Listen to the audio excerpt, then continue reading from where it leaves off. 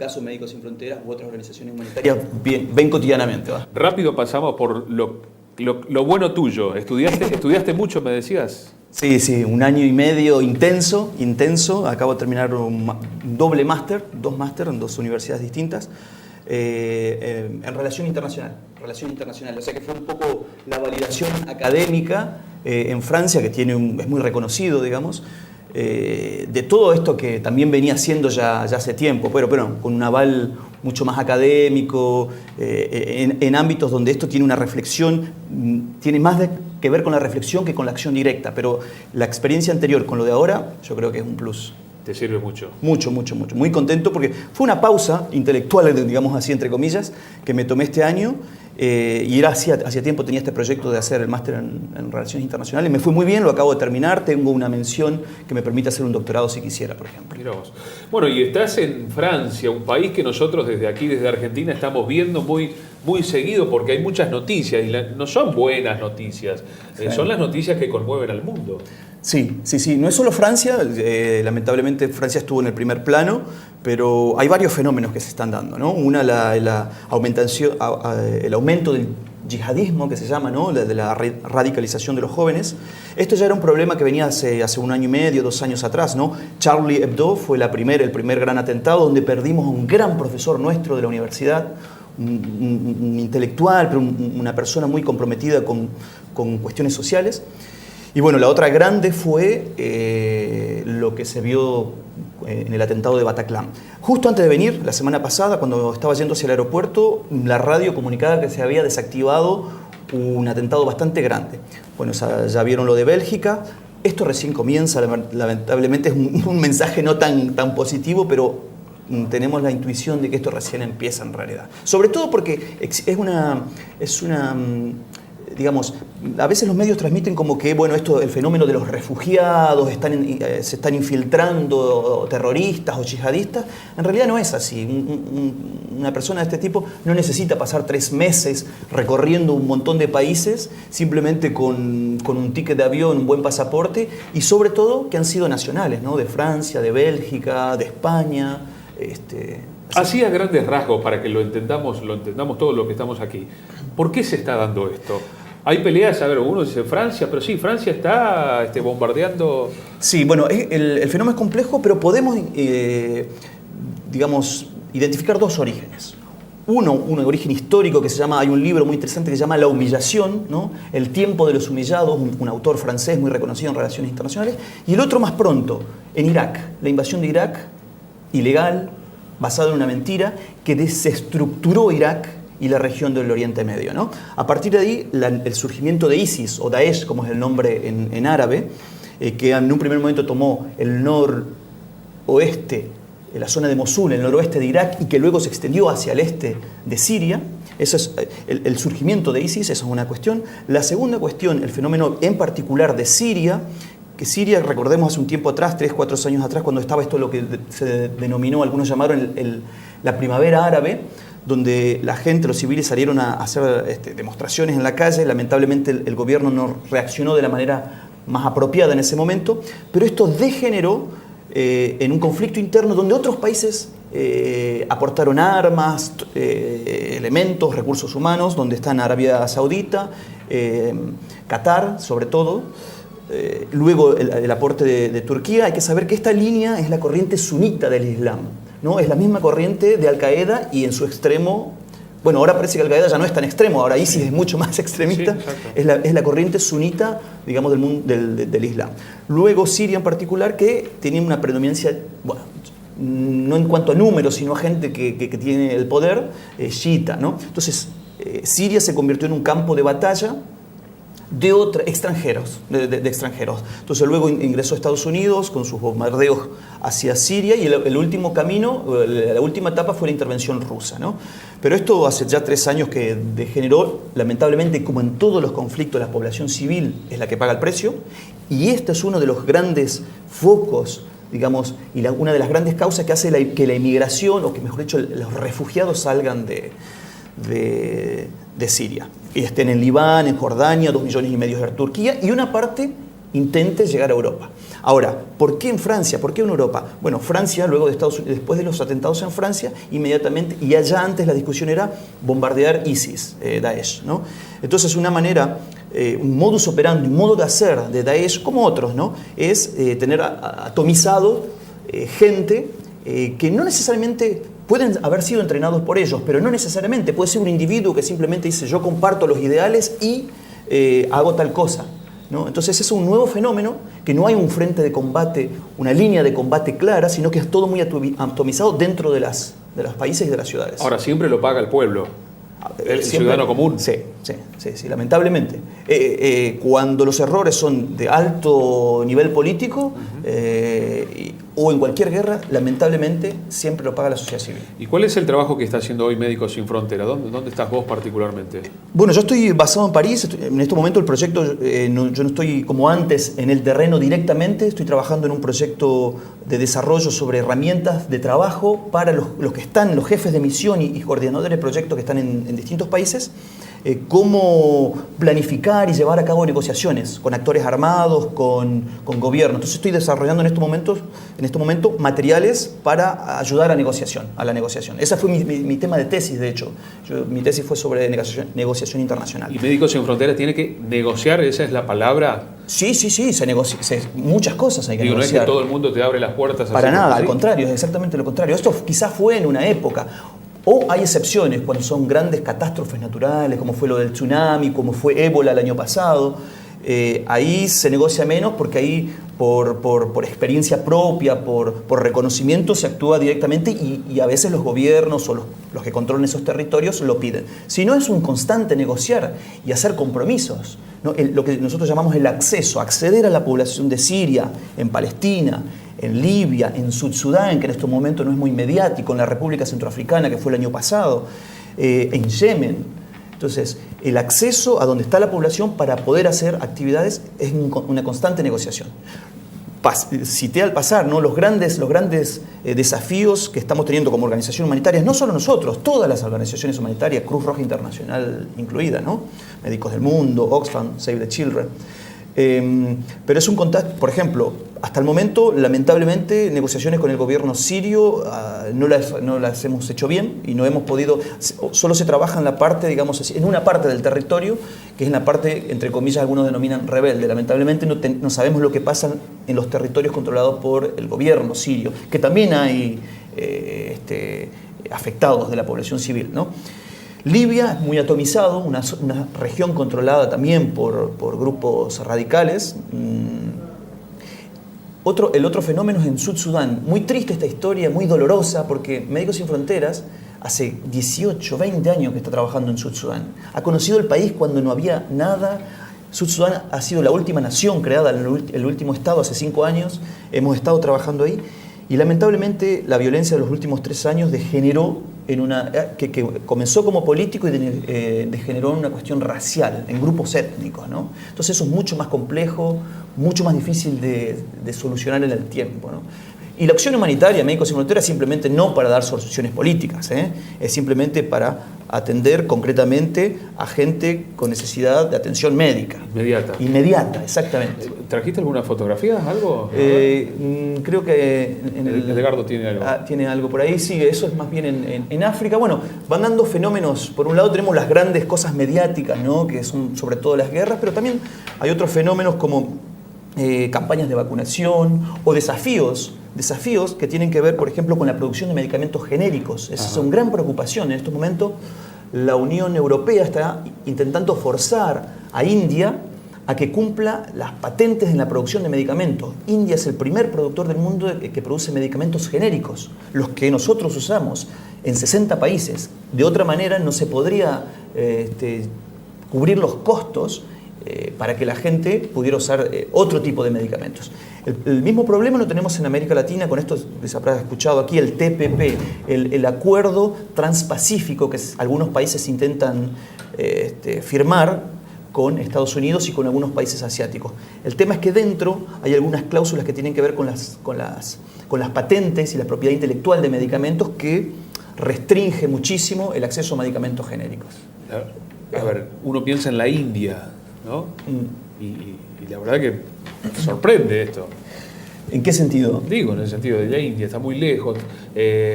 Uno piensa en pobreza, piensa en desigualdades. ¿Tiene esta capacidad?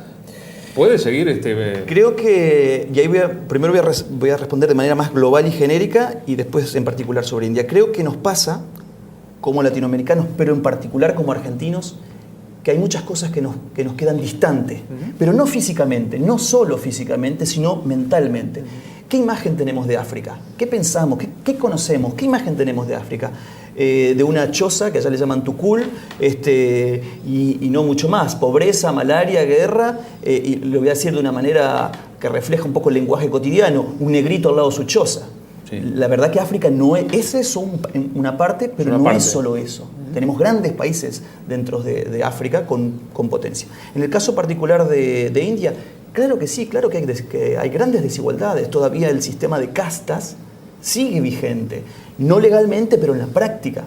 Sin embargo, bueno, recordemos que India tiene 1.200.000 millones de personas, es una potencia en todo lo que es productos informáticos, es el gran productor, además de medicamentos, en cuestiones informáticas, y es el gran productor de medicamentos genéricos. Esto fue una movida estratégica de India, junto hace un tiempo, me acuerdo, hace como 10 años atrás, con Sudáfrica y Brasil para la generación de medicamentos genéricos para HIV, para SIDA, ¿no? Los antirretrovirales. India hizo en aquel momento porque su fundamento fue: importa más la salud pública que el profit, que la ganancia de la industria farmacéutica privada. Entonces fue una decisión estratégica gubernamental, o sea, una visión de Estado y de salud que permitió el desarrollo de India en ese sentido. Lo mismo en Sudáfrica y lo mismo en Brasil. También una parte aquí en Argentina, pero bueno, estamos hablando de otros volúmenes. Claro. Otros volúmenes, absolutamente.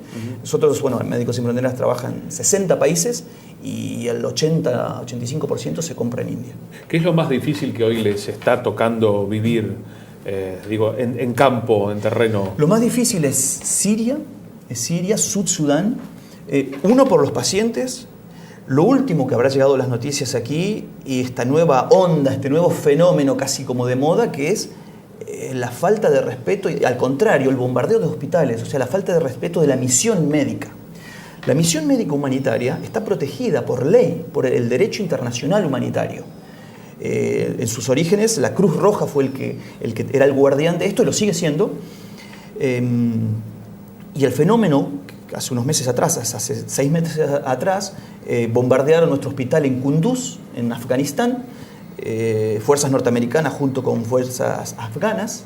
Inmediatamente luego de ese bombardeo, que fue adrede, que ellos tenían la información porque nosotros mandamos las coordenadas de GPS y había comunicación con los mandos militares de Estados Unidos, aún así no pararon el bombardeo. Este fenómeno de bombardeo se produjo también en Yemen, en Siria, produjo como una cascada, ¿no? En el que, bueno, quienes pagan el pato, como decimos aquí en la zona, son los pacientes y el personal médico de cualquier organización humanitaria médica, ¿no? Entonces ahí hay un crimen de guerra, ahí hay un crimen, bueno... ¿Y por qué se da esto? Digo, estratégicamente... Es un fenómeno, supongamos que ha sido un error muy grave, ¿no? Sí. Supongamos que haya sido un error, pero bueno, es una falta de respeto. Se está investigando cuáles fueron las causas. Hay causas prácticas, técnicas, de toma de decisiones, de mando, de comando. Esa es una cuestión, ¿no? Luego hay una falta de respeto, aquello que hacen los grandes, aquello que hizo Estados Unidos. Los otros lo han seguido porque se sienten legitimados a hacerlo. Inmediatamente después de lo que pasó ahí, muchos ya veíamos y analizamos que podría suceder, y de hecho sucedió, en Yemen, en Siria. Hay una línea de continuidad y patrones muy parecidos. Cuando en el 2004 Bush declara la guerra contra el terror, todo el discurso, toda la táctica implementada, inmediatamente algunos países siguieron lo mismo. Israel, Colombia, Turquía, siguieron la misma dinámica, ¿no? Si ahora Estados Unidos hizo eso, parece que otros se sintieron legitimizados. No tenemos una explicación en detalle. Hay explicaciones técnicas, pero no la motivación de fondo. Saludos a Guillermo, me alegra verlo bien, interesante y emocionante. Saludos de Fabiana Estancaferro. Gracias, gracias. Ahora te doy vuelta la visión, si se quiere. A ver, ¿cómo nos estás viendo desde allá a nosotros, los argentinos? ¿O qué visión crees que tiene el mundo de nosotros? Buena pregunta, me gusta. Gracias, porque sigo mucho lo que pasa en Argentina.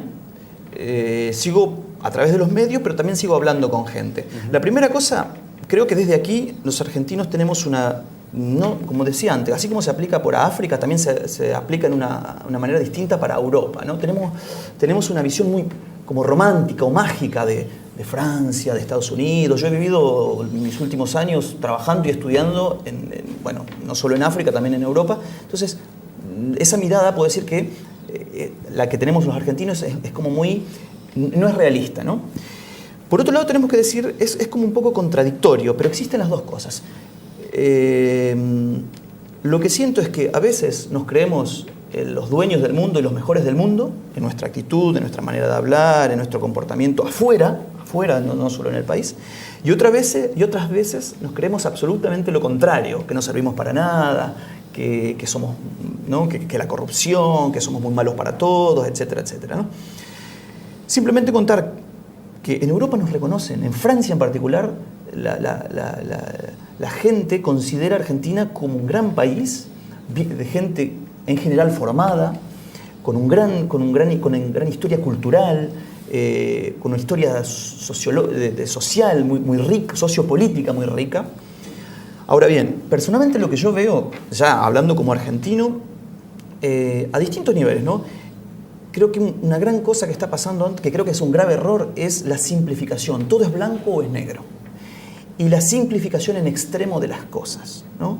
Entonces, en todo, en el ámbito político, en el ámbito de las cuestiones más locales, no hay grises, ¿no? Otra cosa que veo es la falta de profundizar un tema en todos los aspectos, cuando estamos trabajando con medios de comunicación, cuando hablamos aquí a nivel de producción, el impacto de los agroquímicos en la salud, las cosas no son tomadas con seriedad y analizadas en profundidad, tengo la impresión, ¿no? Y la otra cosa es la falta del gusto y de la práctica por la cosa de calidad, de hacer, digamos, las cosas bien, el esfuerzo y el placer de hacer esto bien, digamos. Y lo he constatado, lamentablemente, lo he constatado estos días. Tuvimos nuestra asamblea internacional en un hotel ahí en Buenos Aires, un hotel en el céntrico, y por cuestiones básicas tuvimos dificultad de hacer una transmisión vía web. No porque el hotel no tuviera los recursos, sino por la dejadez en algunas cuestiones de conectividad, por ejemplo. Entonces, ese gusto, esa falta de gusto por hacer las cosas bien, por el esfuerzo de finalizar bien el trabajo, por lo bello, ¿no? Tomando el término del arte, ¿no? Por lo bello en sí mismo. No sé, la verdad que estando tanto tiempo afuera, me da tiempo para mirarnos a nosotros mismos, ver las cosas positivas, pero también decir, fucha, el camino que hay todavía para recorrer. El problema de la corrupción no es solo un problema de Argentina, también lo existe en otros países latinoamericanos y también lo existe en Europa. Por suerte la gente está reaccionando a eso aquí y en Europa, pero es otro tema que deja un gran camino a hacer todavía, ¿no? Yo diría que, no sé, mi pensamiento, lo que yo he visto, incentivar el valor del trabajo, del esfuerzo, del hacer las cosas bien, de los estudios, de hacer las cosas en profundidad, no zafar, no lo atamos con alambre, no, sí, zafé en el examen en la universidad, en la escuela secundaria o el empresario. Me llama la atención que después de tantos años, voy a ser un poco directo, pero me daré esta libertad de hablar, que después de tantos años aquí en nuestra región, ayer caminando todavía tengamos humo en la ciudad, olores. Y yo imagino que hay una cuestión de las empresas locales que en 20 años no han logrado innovar tecnológicamente, cuando hoy tecnológicamente tenemos todos los recursos para hacerlo, ¿no? Esta dejadez o esta falta de iniciativa, de incentivo por la innovación. Y de concretar cosas que los venimos casi que pateando desde hace mucho. La contaminación del agua, etcétera, etcétera. Sí, a ver, todavía en Reconquista no sabemos cuánto es el límite de las líneas agronómicas, por ejemplo. Las venimos estudiando y las estudiamos y no sabemos nada. Un abrazo para Guillermo, me siento muy orgullosa de su calidad humana, de la profe Silvia Campanella. Ah, qué bien, muchas gracias. Qué lindo escuchar. Bueno, y hay muchos saludos también, a ver, acá, saludo de parte de la familia de... la familia de Bárbara de Avellaneda. Qué bien, gracias. Un gran abrazo. Voy a estar solo unos días, pero aprovecho para darles un abrazo a cada uno, a los amigos cercanos, a la familia, que muchos no voy a ver. Me pude escapar unos días, vine a una reunión en Buenos Aires. Voy a estar sobre todo con mi casa, pero bueno, al menos desde aquí un gran abrazo a todos. Miguel Ahumada te manda saludos. Qué bien. El negro Ahumada. ¿Tiene el pañuelo? ¿Cómo es que se llama? El de Jamaica, dice acá. ¿De Jamaica? Sí, que sí, Miguel tiene un recuerdo de viejas épocas, un pañuelo de Jamaica mío. Sí. De Jamaica. Guardalo, ya nos veremos.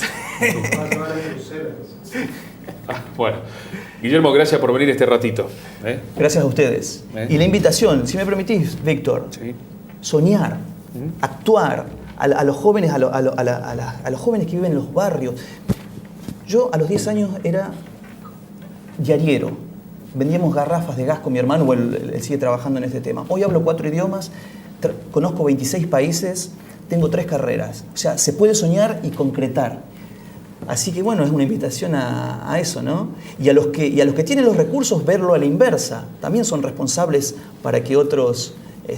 Casi que dijiste lo mismo que dijo Michelle Obama cuando vino a la Argentina. ¿Ah, sí? No he seguido. Soñar, estudiar, crecer, a los jóvenes les hablo. Bueno, está bueno. Gracias, Guillermo. Un abrazo. Muchas gracias a todos. Nos vamos a la pausa, venimos enseguida.